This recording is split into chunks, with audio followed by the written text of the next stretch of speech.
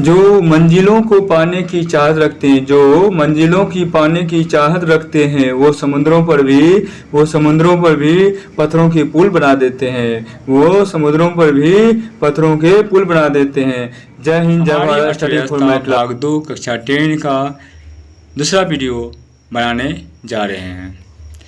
मैंने आपको पढ़ाया था। पहला चैप्टर था अर्थव्यवस्था एवं इसके विकास की इतिहास। इसके अंतर्गत मैंने पढ़ाया था आपको अर्थव्यवस्था है, इसके विकास का इतिहास, फिर अर्थव्यवस्था का परिचय हमने करवा चुका है फर्स्ट वीडियो के अंतर्गत। उसके बाद मैंने आपको बताया था उपनिवेश किसे कहते हैं, उसके बारे में, अर्थव्यवस्था का क्या अर्थ है, आर्थिक क्रियाएं किसे कहते हैं, और उसके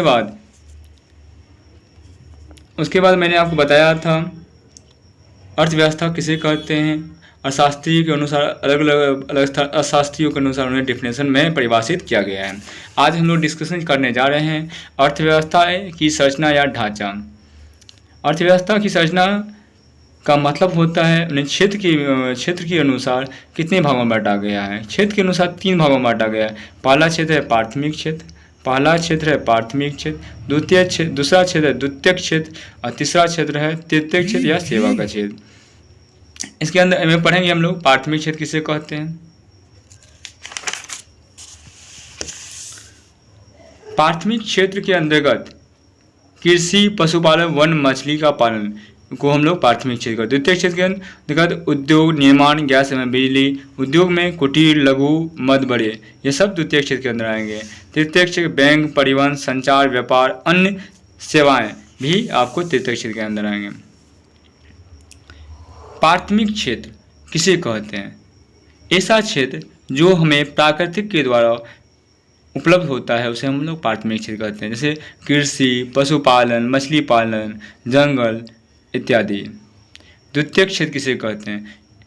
ऐसा क्षेत्र जिसमें निर्माण या विनिर्माण कराया जाए उसे हम लोग द्वितीय क्षेत्र कहते हैं।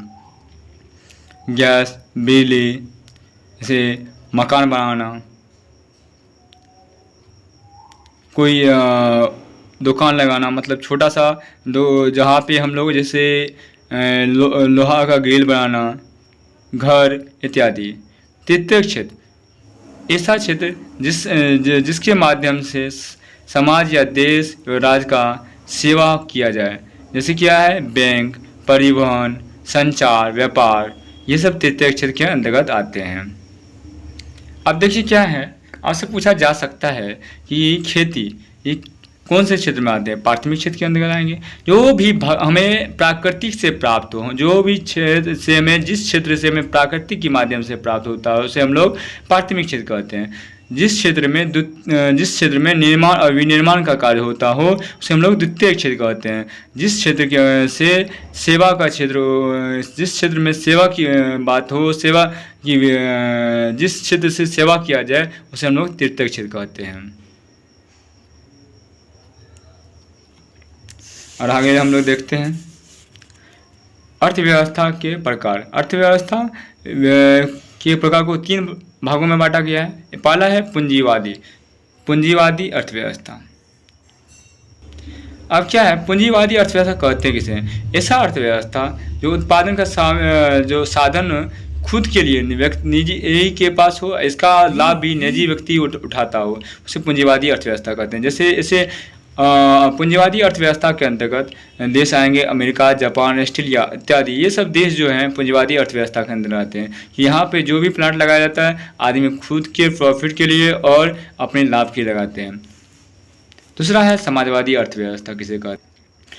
ऐसी अर्थव्यवस्था जिसका उत्पादन का साधन सरकार के हाथों में, सरकार के द्वारा किया जाए, जिससे देश और समाज का भला हो, उसे हम लोग समाजी अर्थव्यवस्था कहते हैं। ये समाजी अर्थव्यवस्था के अंतर्गत चीन, क्यूबा देश आते हैं।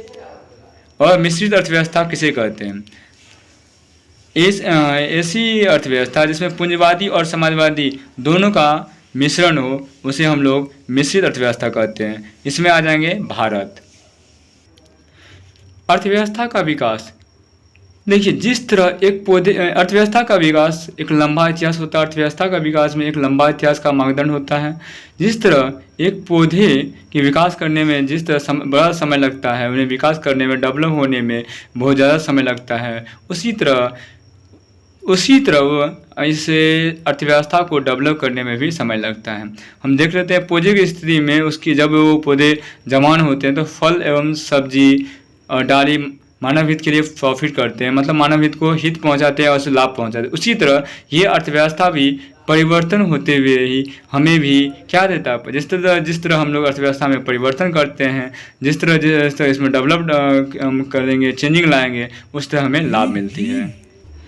भारतीय अर्थव्यवस्था का विकास जो है वो रातों रात होने वाली अर्थव्यवस्था नहीं है। इसका इतिहास बहुत ही पुराना है। भारतीय अर्थव्यवस्था का विकास को दो स्थितियों में बांटा गया है, आर्थिक विकास और मौद्रिक विकास। पहले हम लोग देखेंगे आर्थिक विकास कहते किसे हैं। देखिए क्या है, आर्थिक विकास की में इसकी परिभाषा देने में आर्थिक अर्थशास्त्रियों में काफ़ी मतभेद रहा है।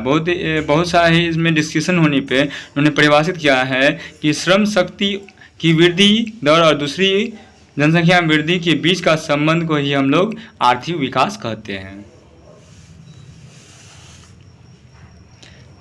समावेशी विकास कैसे कहते हैं। देखिए, समावेशी विकास आर्थिक विकास की वो पद्धति है जिसमें सभी समाज के हर वर्गों, ऊंच हो या नीच, हर वर्गों का विकास हो, हर कोई लाभ उठाने में सक्षम हो, उसे हम लोग समावेशी विकास कहते हैं।